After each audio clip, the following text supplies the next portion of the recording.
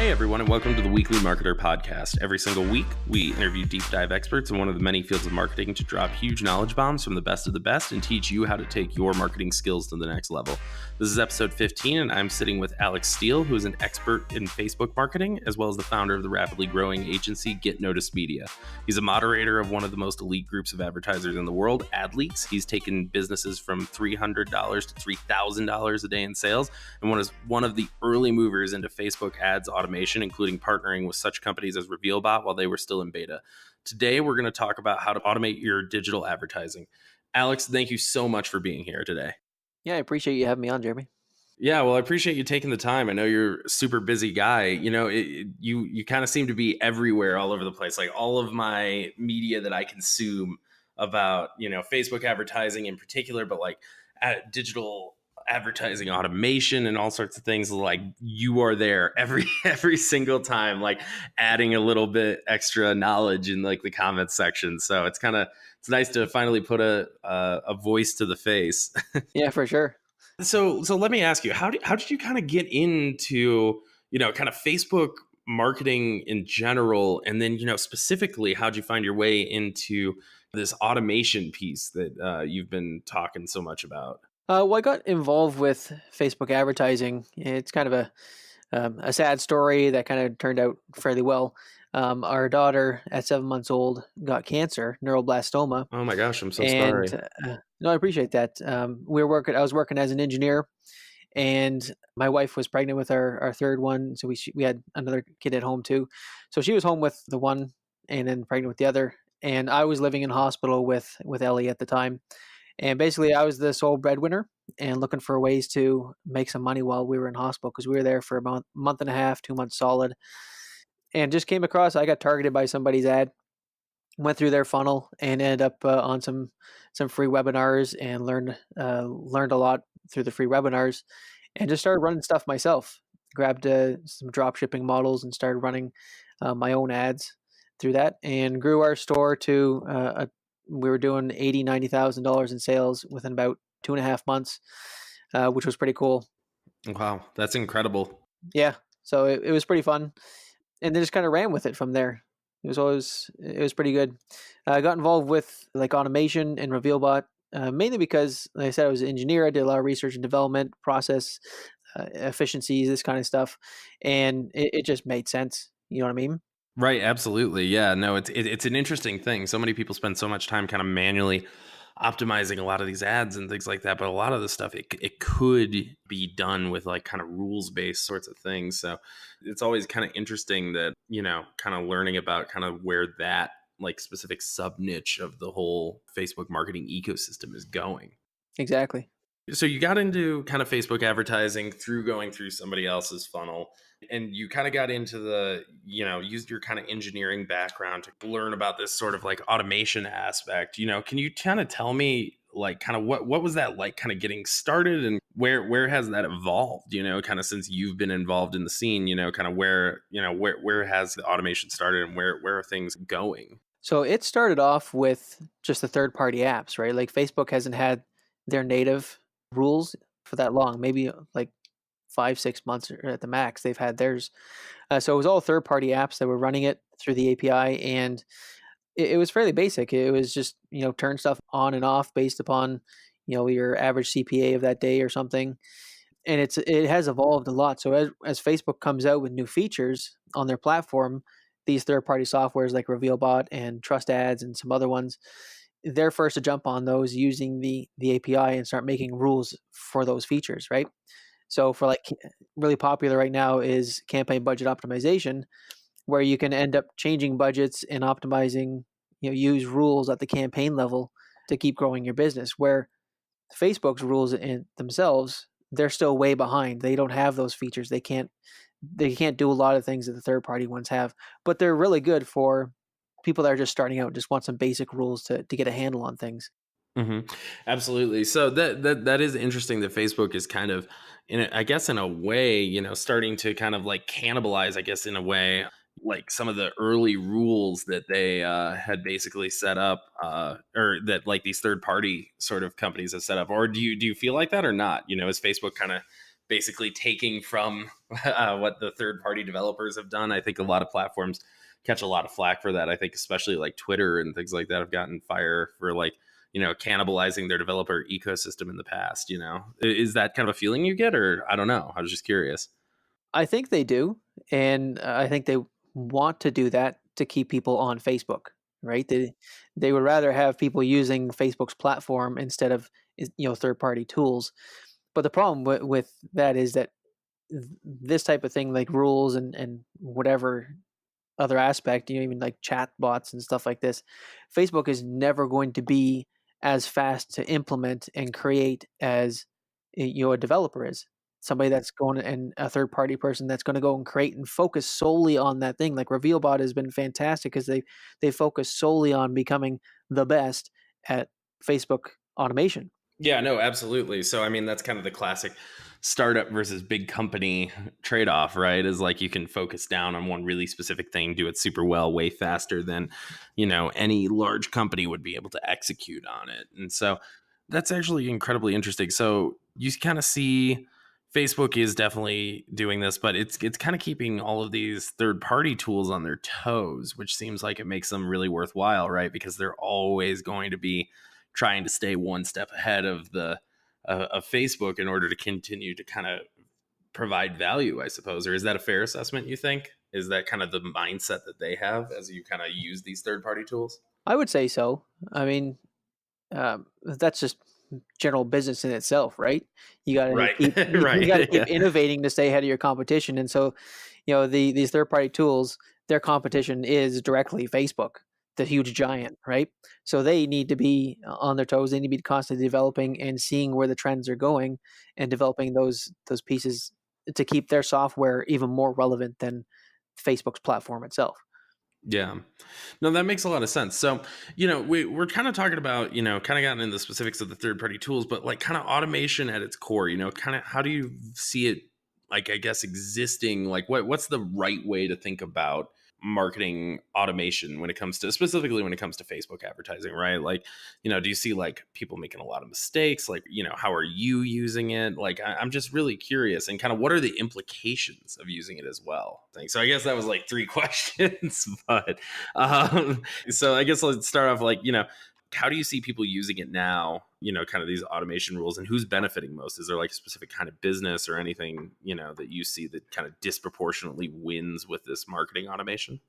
Well, I don't see as many people using it as they should be, and that's kind of the thing. Like, it's still a mystery to a lot of people because basically, what you're trying to do with your automation rules is you're replacing yourself with a robot, basically, right? I think that scares some people, honestly. Well, it does, yeah. I mean, they're releasing control of their daily activities, right, and giving it to something else in hopes that it will perform the way it should perform. And that's the biggest thing is people need to write down what their internal rules are that they have in their mind. The reason why they would turn an ad off or increase the budget or decrease the budget or duplicate or whatever, they need to actually write those down, figure out what their rules are that they use themselves, and then go and actually write out the actual rule within Facebook or within RevealBot or whatever, right?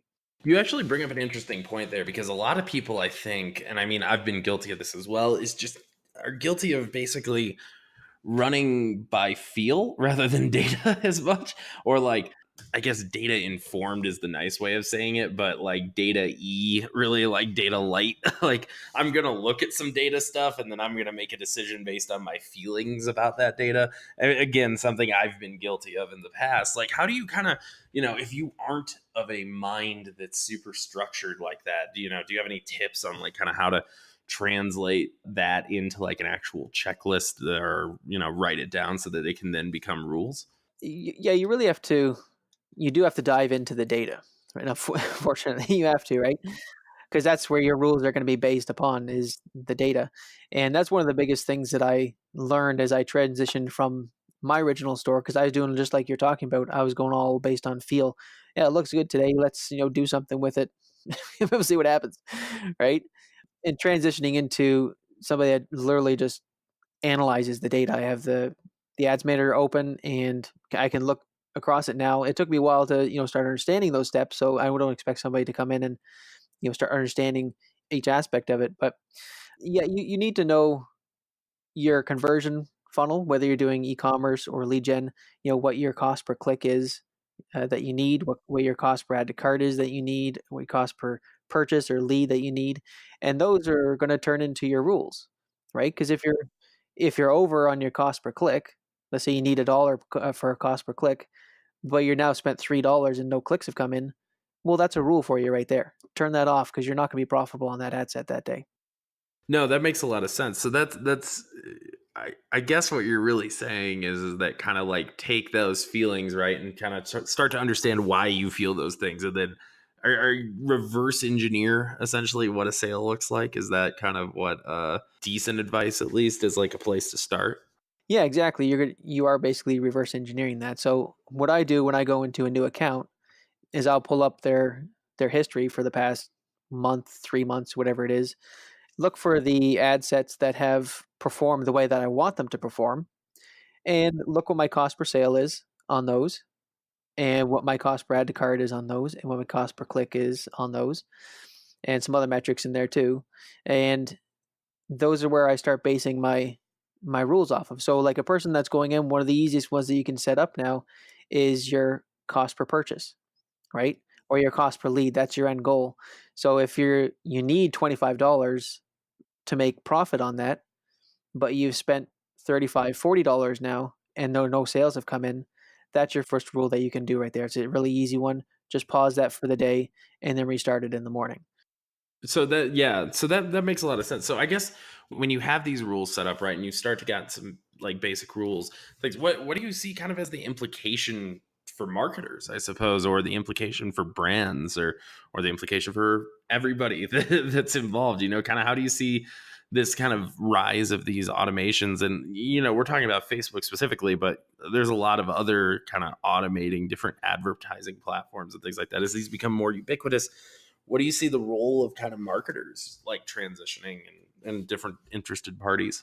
Well, you're always going to have the guys that are going to run it by themselves, right? They don't want to give anything up because they like having the control of it. So there's always going to be those guys, and I think a lot of big agencies still run like that. From what I hear, they don't use the automation as much as they should be using because they got people sitting at their desk all day, right, watching this stuff. That's their job, right? But for like the small business owner, and for people that are growing up their own store and things like this, automation is going to be huge for them because you can't sit at your desk all day, right? That's one of the biggest things I hear when I talk to a prospective client is, I want to grow my business, but I can't because I'm I'm running ads all day, right? And so that's where the biggest thing is going to be for business owners and even small to medium marketers is that to transition into using some rules to take the load off your plate, so you can do other tasks, so you can focus on the things that are growing your business. Yeah, no, I like that. So I mean, for like kind of the small medium marketing agency, though, this seems like it could be a potential threat, right? Like, so like, not threat, I guess, opportunity if you look at it correctly, threat if you don't. Which is like, with these rules, right, you could essentially 3 or 4x an individual media buyer. Would that be a fair assessment, do you think, once the rules are set up and you kind of have like, a playbook or whatever for each brand that you're working with? Well, exactly, yes. The person that's doing the media buying, that's doing the marketing, they now could potentially handle more accounts. Yeah, I guess I'm saying, like, do you see like kind of small medium agencies kind of getting freaked out about this, or are they embracing it, or what do you kind of see in the landscape? How are people reacting to like this kind of coming change? AI is going to take all our jobs, but I don't think Facebook marketers expected it to come after them. Yeah, thought they were thinking about like robots in like GM factories and stuff. Yeah, it depends on how you look at it, right?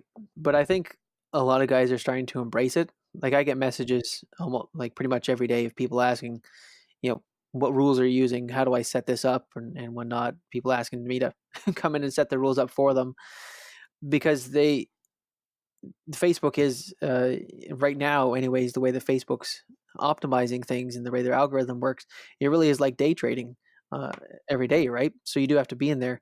And so a lot of the agencies are realizing this like the ones that are paying attention, they're starting to see this, and that how people are using, the big marketers are actually using it and being more profitable with it.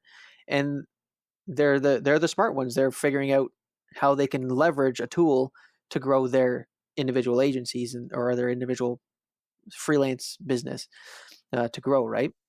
I don't know how many like small business owners will get into it, because it is a little complicated to figure out, because like you do have to figure out all those rules and how to make them, and what your metrics are and stuff, right? So I don't think there's going to be a huge threat to marketers themselves, but I think it's, if they're wise to it and they can see how things are moving and the trends are moving, they can actually leverage those tools to excel their business as an agency or as a freelancer even further than they would just running it by themselves. That's actually really interesting. So it actually has, if you embrace it and you're like an agency owner, like you are, you have basically the opportunity to like grossly increase your margins, right? Because like advertising agency land is like kind of a notoriously low margin sort of field, but focusing more on strategy, focusing more on kind of the analysis and things like that, rather than doing the nitty gritty every day, that you can actually kind of, yeah, 10x your efforts and create better margins. Is that kind of a fair assessment? Yeah, exactly. Instead of paying someone, paying a freelancer to work for your agency, or hiring somebody for whatever, $3,000, $5,000 to work for your agency to run those ads. Well, you've now maybe replaced a couple guys with just pure automation, right? And you have overall strategists that look at the whole big picture across maybe 5, 10 accounts, and they can figure out what the strategies are that need to be implemented, and then the rules kind of handle the day-to-day operations of turning things on and off, and even increasing, decreasing budgets, so scaling of the business, things like that, right? So it becomes a different way of business structure and a different way of thinking within that business. So there's a lot of like obviously automation rules kind of now, and like you said, kind of there was nothing at first, and Facebook took some of the simple ones away, and now RevealBot and all of these different companies are, kind of moving quicker. But what do you see kind of the future of automation like? Does it go deeper? Does it actually, make strategy decisions for itself and things like that? Is it going to like actually say, oh, I know that you need a cost per click that's less than $2 or whatever, so I'm just going to automatically set up and deploy rules? And I'm curious myself, does that mean that that'll kind of break through the mainstream out of just marketers into kind of small, medium businesses, right? Where they're able to take advantage of it because the data's all there and it's analyzing and setting up the rules. What do you see the future being? It is going that way. And there is one tool that I know of. It's called Magic X, MADGICX.com. And so basically what they do is they pull in all that data from your account, and it's all analyzed. It looks at the past 7 days, 30 days, what your average cost per click is, or what your average add to cart, or your average, cost per lead is. And it tells you right in there. And it says you can create a rule in there to turn it off based upon, 1 times or 1.5 times your average cost per purchase. And so you don't even have to go in and analyze the the account anymore. It's in there, and it's really cool that way. So that software in itself it's not cheap. You're not going to have a small business owner going and grabbing that. Whereas like RevealBot, or like even the regular Facebook rules is free to use, but you have to analyze the data yourself, right? So it is going in that direction where I think you are going to have that ability to automate, and you just have to make some small decisions based upon how much room you want to leave within your average cost per things, right? Yeah, so I mean, right now it's too, we've seen so many things, even something like website hosting, which was out of the realm of most small businesses to have, and kind of as you have Shopify and other things like kind of automating that side of it, automating the ability to kind of collect the data. I'm curious, if in 5, 10 years it's kind of like a fully automated, basically marketing platform. A lot of people have been saying Google is kind of trying to do a lot of the same sorts of things, right? Running large accounts themselves and using like their own AI to basically kind of just deliver leads rather than even mess with like kind of the middleman automation sort of thing. So, what do you see as marketers kind of role in that world, as automation becomes to the point where it's doing, 95% of the job that a marketer today might be doing? Well, I think the automation is going to have to get pretty good to like fully replace humans, right? As with any AI, right? We're capable of making, split second decisions based upon information, but also based upon, our, because we talked about at the beginning, based upon our feel of how things are going, right? Sometimes you are able to, if you've been in an account for a very long time, you can just look at things really quickly and make a gut decision on it way before even the rules kick in. So it is going to have to get, a lot more advanced before it fully takes over that. And any automation like that is, at least for the next whatever 5-10 years kind of thing. I don't know how long, but it's not going to be inexpensive to use, and Facebook won't have that in their platform. Yeah. I was really trying to play up the scary robots are going to destroy us all angle and really make this an interesting Yeah, podcast, but Skynet and you everything. you Yeah, you gave me a surprisingly level-headed answer, so I appreciate sorry. that. I'm just teasing. Yeah, so I mean, no, that's true. I mean, marketers will always have a place, right? Whether or not, worst case scenario, they'll be doing the creative, right? And kind of looking out for if the machine makes a mistake. So, kind of, I guess, practical advice, what do you see as the right way for a marketing agency? And then also, separately as like kind of a small, medium-sized business where you're the only marketer, what would you say the right way to use kind of automation right now is? Yeah, it would be. I would definitely recommend going in and playing with it, becoming familiar with it. That's the only way you're really gonna to learn it. There's not a lot of resources on it. I'm personally putting together some resources myself for some people because I do get asked all the time, right? Instead of answering, 10 people a day. This podcast Uh, is a thinly veiled attempt to extract that knowledge from you. No, specifically on, let's say you had, a clothing brand that was based in Colorado and, you guys sold shirts at a $17 price point. Like, no, I'm teasing. yeah, but I mean, like, go in. You do have to go in and play with the rules and start creating. Just create one rule. Like I said, create one rule based upon your cost per whatever you want to make cost per purchase, right? And the more you become familiar with how to create those rules, the more creative that you can start to get with making them. It took me quite a while, even though I'm very analytical and I could kind of visualize how to put the rules together. It took me a while to figure out how to actually structure everything to make it work properly, right?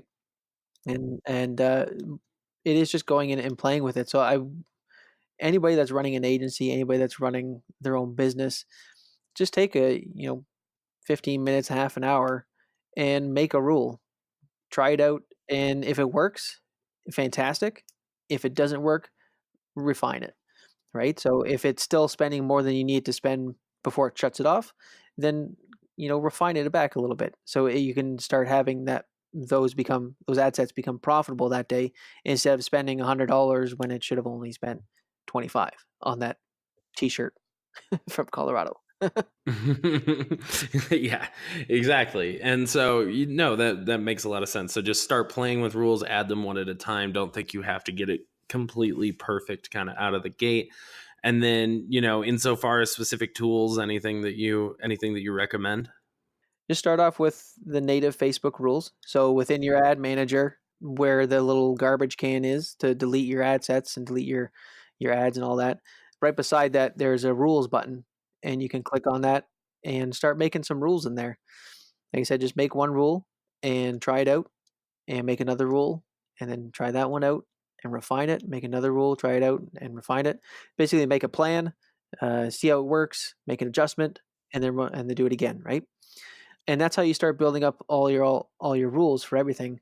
Like in my reveal bot, I got 30-40 different rules in there based upon all sorts of different conditions that we want to run for scaling, for testing, for day parting, for Monday, Tuesday, Wednesday, based upon how you want to run.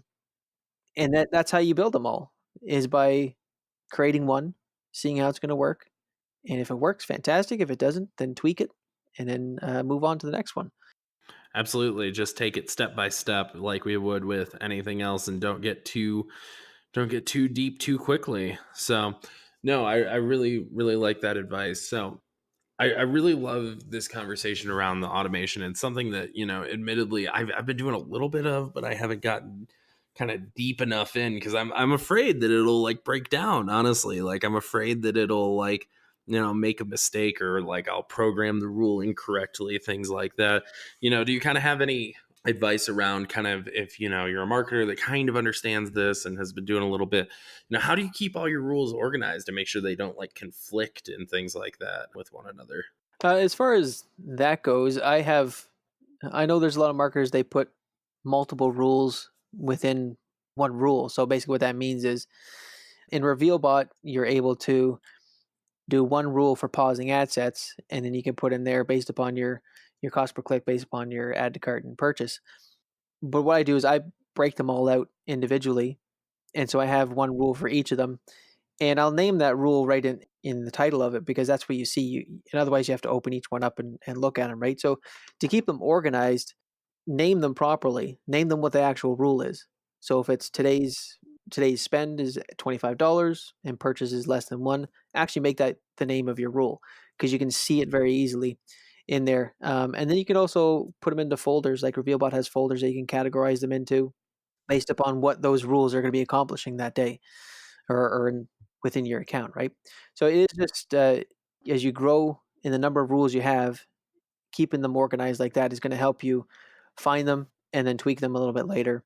If you can't do that in Facebook native rules, unfortunately, but within something like RevealBot and those guys, they do have that ability, which is pretty cool. Okay, cool. Well, I think that this has been absolutely incredible advice. I guess last question. Outside of the purchase rule that you've brought up, any like kind of surprising rules or things like that that you would highly recommend that people give a try if they're gonna, if they're looking to kind of take their get into automation and really looking for like a good ROI on it? I would say the cost per click and the cost per view content is going to be a big one, because like you could spend that $25 to see if you're going to get that $17 sale, right? Or like I was mentioning, if you know that you have to be getting a $1 click on there, but you've spent $3 or $5, then turn the ad off, right? There's no point in spending $25 if it's not going to, if you can't get the number of traffic to your site that you need in order to have your conversion rate play out properly, then it's not going to work that day, right? So just turn it off and have another rule to restart it in the morning at like midnight or 1 a.m. or something. Those are a lot of the ones that people miss, because they do focus on the cost per sale one, right? That's the biggest one that people focus on, and one of the ones I definitely say set up first, so you don't have runaways. But yeah, the lower part of the funnel is where you're going to save a lot of your money in understanding those ones. Understanding the cost per click, keep it simple. I really, really like it. So, Alex, really fantastic having you on. Truly, I think this has been kind of eye opening for me. I think that for a lot of the people that, our listeners either own brands or aspiring marketers or are marketers right now. And so I think they're going to get a lot of value out of this. I always end all my episodes with, kind of letting you pitch whatever it is you want. I have a lot of people pitch their own businesses, but I've had people pitch charities and all sorts of other things as well. So I'll give you a minute to kind of, self plug whatever it is that you'd like. I appreciate that, Jeremy. Yeah, so I run an agency called Get Noticed Media, and we help e-commerce businesses and SaaS businesses grow in their revenue and their sales. Our goal is to 10 times your business. And I am going to be putting out, like I mentioned, I'm going to put out some resources in the next couple weeks here that are going to be helping people to set up some of these just basic rules within their account so they can start taking advantage of those. So you can certainly connect with me on Facebook, Alex Stiehl, Stiehl, or Get Noticed Media. It's Get Noticed. The notice is spelled with two S's instead of a C. So yeah, go and connect in there and keep an eye open for those resources. Absolutely. Well, Alex, thank you so much again. I know I learned a lot. If you're listening right now, like I said, you need to go back, re-listen to it, and start using automation today to 10x your efforts. Spending a little bit of time learning this automation rules is going to be a lot better of an ROI than having to hire an entire other human to do a lot of this sort of busy work if you're in kind of a growing company, or best case scenario, you free up some of your day, you can take a little bit of a siesta. So thank you all again for listening, and happy marketing.